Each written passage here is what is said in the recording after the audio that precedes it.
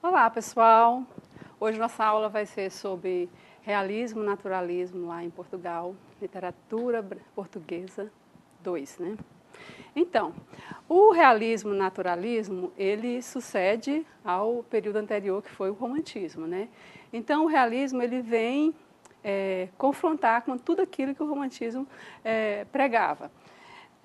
Vejamos aqui o contexto geral do realismo. No panorama geral do realismo e naturalismo, nesse momento, a Europa passa por profundas transformações, exigindo-se uma postura diante da realidade, não havendo mais espaço para exageradas idealizações românticas. A Europa vive a segunda fase da Revolução Industrial, ao mesmo tempo que conhece o desenvolvimento do pensamento científico e das doutrinas científicas. Então, vejamos aqui comigo. A Revolução Industrial, iniciada no século passado, século XVIII, o realismo tem início no século XIX, né, início do século XIX. Tem toda uma segunda fase que vem aí junto com o realismo e enfoca justamente essas questões voltadas para o pensamento científico e as doutrinas científicas. Junto com a Revolução Industrial, temos também a questão da evolução do capitalismo, do aumento do proletariado, né? Então vejamos aqui no contexto geral as características que dão vazão a esse movimento chamado realista. Em todos os momentos, sobre todos os aspectos, sempre teremos algum contexto que pode levar a um sentido real da coisa, dos fatos, dos acontecimentos, mas temos também, nesse contexto em que abordaremos aqui, sobre o contexto do movimento em si, que é um movimento realista com letra maiúscula, e não aquela situação voltada para situações reais, mas sim voltada para um movimento específico que vem embasado de uma série de características que deu vazão para que realmente acontecesse esse movimento chamado realista. Vejamos aqui o contexto histórico. Temos aí, como eu já falei anteriormente, a segunda Revolução Industrial que acontece lá no início do século XIX, né?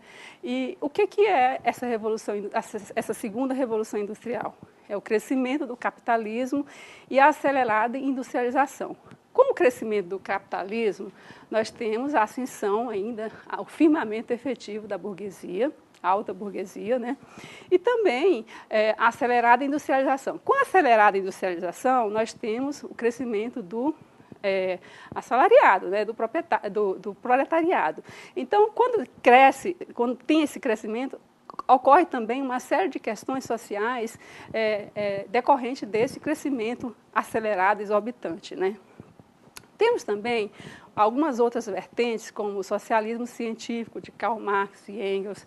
O que o socialismo científico vem propor? Ele vem propor a denúncia da exploração desse operariado, né? Com a aceleração da industrialização, nós temos também a exploração desse operário, né?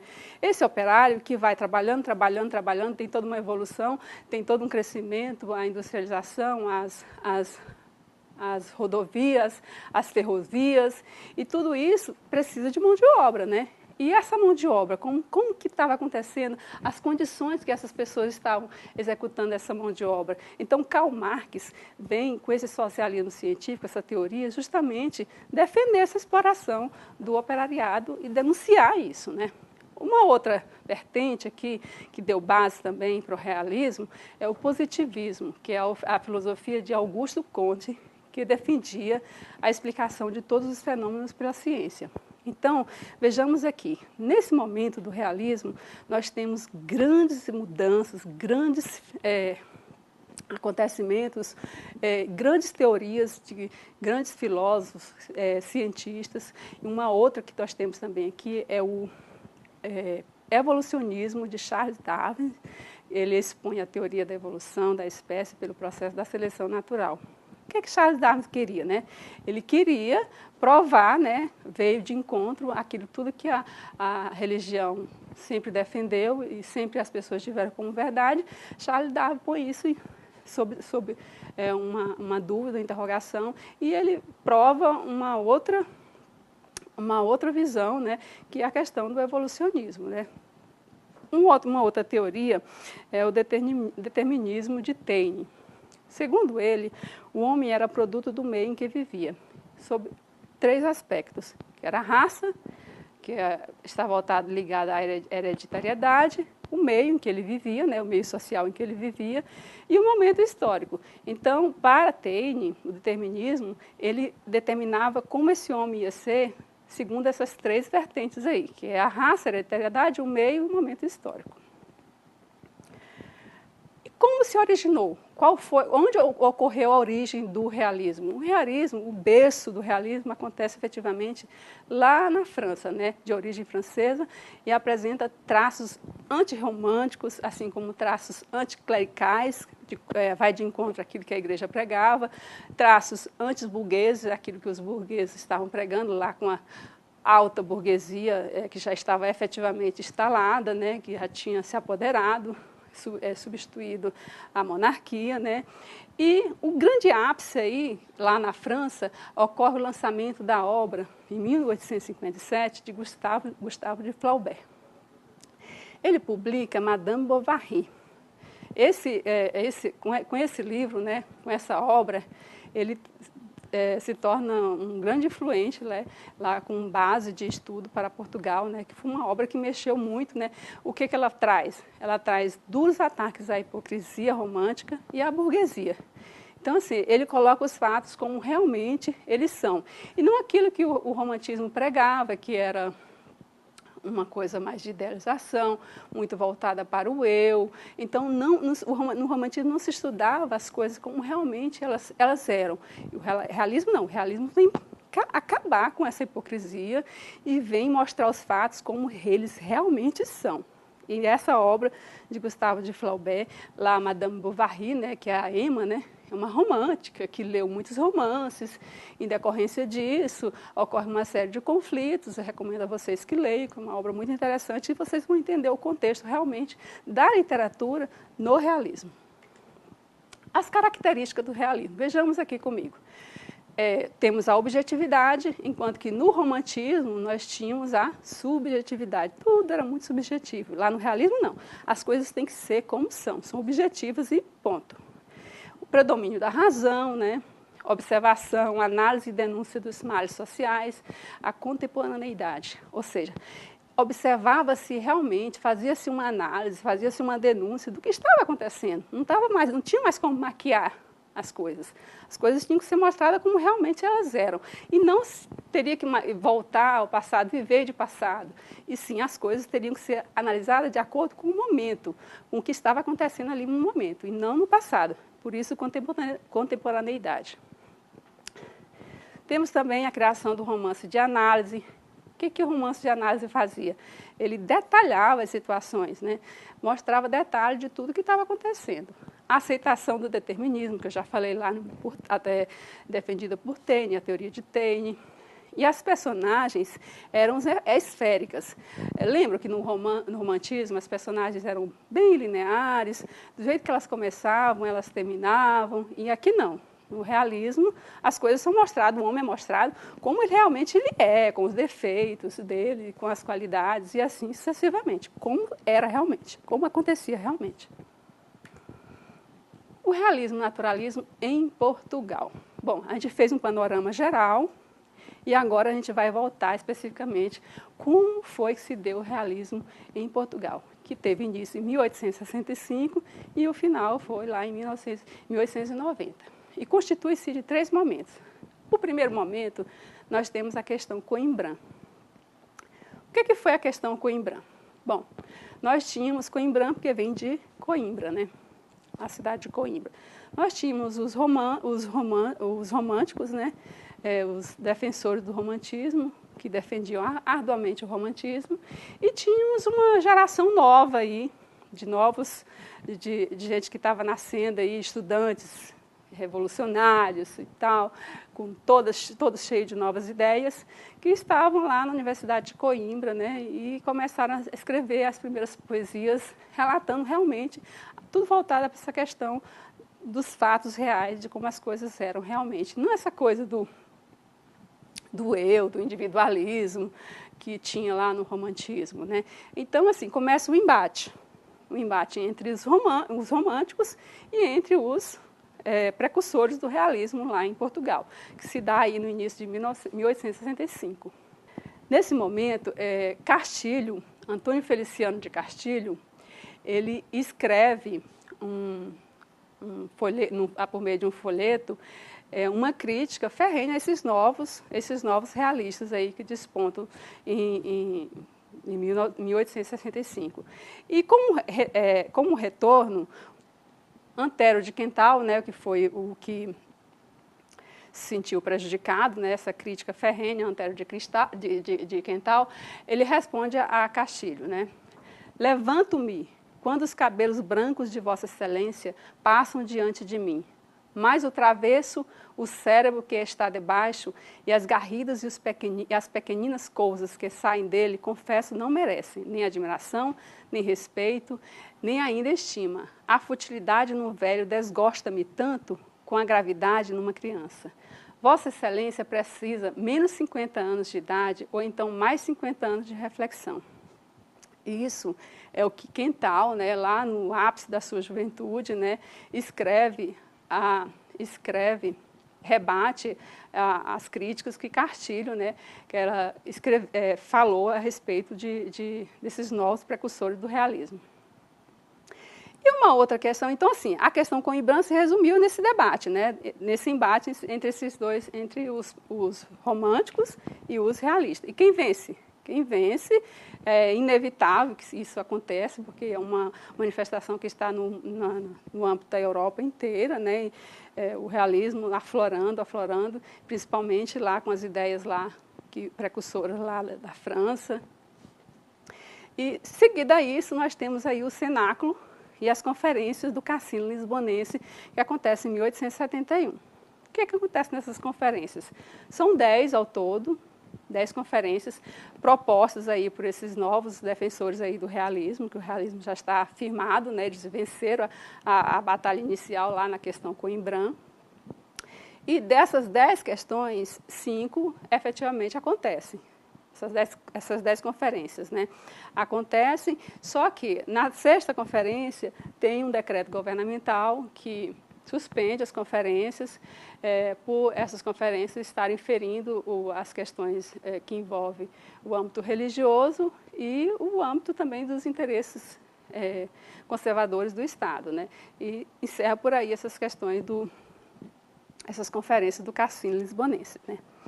Mais tarde, lá em 1887, esse grupo aí que se reuniu nessas conferências, eles se encontram novamente, se reúnem em bares e tal, e denomina-se um grupo chamado Vencidos da Vida. O que eles fazem nessas reuniões?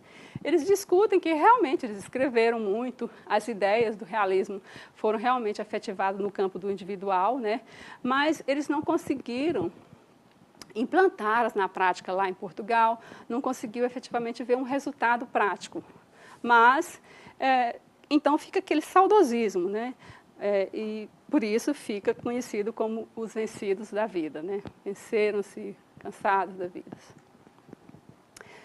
Com relação ao naturalismo, nós temos aí o realismo e que deu vazão também ao naturalismo. Por que o naturalismo? Os homens e as suas paixões não devem ser inventadas, mas estudadas, tendo em vista a hereditariedade, o meio social e o momento histórico. Aquelas questões lá da teoria do determinismo e do cientificismo. Então, vejam bem, o realismo, nós temos as características do realismo, e dentro do realismo surge essa vertente do naturalismo, que não pode ser desvinculada do realismo. Mas temos as diferenças específicas de cada uma. Vejamos aqui as diferenças.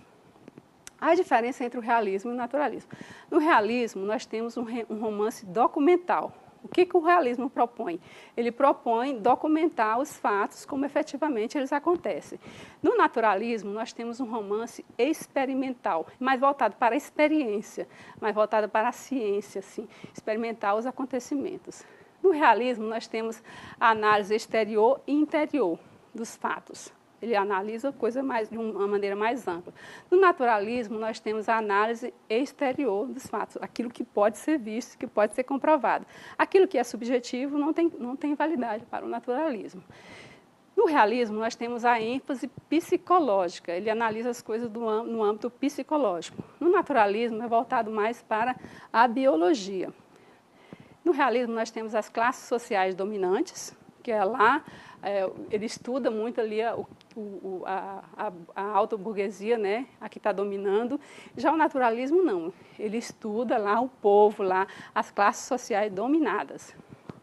No realismo, nós temos uma interpretação direta, ou seja, você pode fazer uma interpretação daquele fato ali. No naturalismo, não. No naturalismo, nós já temos uma interpretação direta e cabe ao leitor ou a pessoa aceitar ou não aquela análise. Bom, na literatura realista e naturalista, nós temos a poesia aí dividida em 4 vertentes. Que é a poesia realista, propriamente dita, que é caracterizada pela constante crítica social e pelo engajamento político. Seus autores mais representativos são Antero de Quental, que foi lá o da questão Coimbra, né, um dos defensores lá da questão Coimbra, Guerra Junqueira, Gomes Leal, Teófilo Braga e etc. Na poesia do cotidiano, ela está parcialmente ligada à poesia realista, incorpora aspectos da realidade considerados até então pouco poéticos, como, por exemplo, a vida nos centros urbanos e nas áreas industriais. Seu representante máximo é Cesário Verde. A poesia metafísica ela é voltada para as indagações sobre a vida, a morte e Deus, que foi representada por Antero de Quental. Antero de Quental foi um grande representante aí. Depois nós teremos uma aula específica, né, exclusiva, para tratar da literatura de Antero de Quental e de Cesário Verde. E também da máxima, da representação máxima da literatura realista, que é essa de Queiroz, né? A poesia parnasiana, com sua preocupação central no resgate da tradição clássica, abandonada pelo romantismo, é representada por João da Penha. E temos também a questão da prosa de ficção, né, que é o romance realista. Nós saímos do romance romântico, né, lá no romantismo, e agora nós estamos no romance realista, né? Nessa prosa de ficção, ela seguiu o espaço da poesia realista, embora se dividindo entre o ataque à burguesia, à monarquia, ao clero e às instituições sociais. Os falsos valores e o compromisso com a doutrina moral, social e filosófica também estiveram na pauta dos ficcionistas desse momento. O nome máximo da prosa de ficção realista em Portugal é Essa de Queiroz. Essa de Queiroz é a pérola máxima do realismo em Portugal. Ele é tão especial que ele vai ser objeto de nossa terceira aula. Nós vamos dedicar uma aula exclusiva para Essa de Queiroz, para a prosa de Essa de Queiroz, que é uma obra vastíssima, riquíssima, e vai mostrar assim detalhadamente todas essas características que primoraram no realismo. Tá? Eu espero que nós vimos aqui, né, como se deu lá o realismo, os movimentos, o que caracterizou o realismo com a segunda revolução industrial. Falamos lá das teorias que deram embasamento, falamos lá do berço do realismo que aconteceu lá na França, do livro Madame Bovary, que eu recomendo a vocês que dêem uma lida, que leiam, porque é uma obra máxima do realismo, é precursora do realismo na França. E, contundentemente, ele se manifestou com mais firmeza na França e dessa forma, como eu expliquei para vocês, lá com a questão Coimbra, em Portugal, que deu esse início, e findando o realismo, nós temos aí um novo movimento, que é o simbolismo, que vai ser objeto de uma próxima aula. Tá? Espero que todos tenham absorvido aí bastante. Espero que tenha sido proveitosa a aula e até a próxima aula, com nossa aula a respeito do simbolismo. E anterior a isso, nós teremos mais 2 aulas que estudaremos a poesia, né, por meio de Cesário Verde, Antero de Quental, que é a nossa segunda aula, e a nossa terceira aula, que vai ser sobre Essa de Queiroz. E assim seguiremos. Até mais.